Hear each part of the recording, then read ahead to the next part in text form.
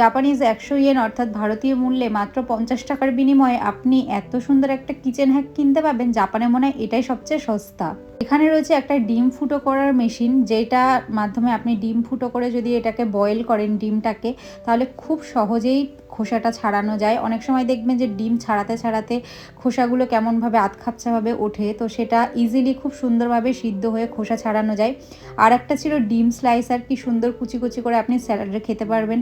আর এই জিনিসটাও কিন্তু নিত্য নতুন, এটা হচ্ছে অরেঞ্জের খোসা ছাড়ানো, এবং দেখুন ১ নম্বরে খোসা ছাড়ানো হবে, ২ নম্বরে লেবুর কোয়ার মাঝখানে যে শক্ত জিনিসটা থাকে ওইটাও উঠানো যাবে, ৩ নম্বর হচ্ছে দানাগুলো ফেলা যাবে। এই একটি জিনিসের মাধ্যমে সব কিছু করা যাবে। মানে এই জিনিসগুলো কিন্তু অনেক সুবিধাজনক আপনার নিত্যদিনের জীবনে। এখন আমার হাতে যে জিনিসটা দেখছেন, এটা হচ্ছে খুব সহজেই ভুট্টার দানা ছাড়ানোর একটি যন্ত্র।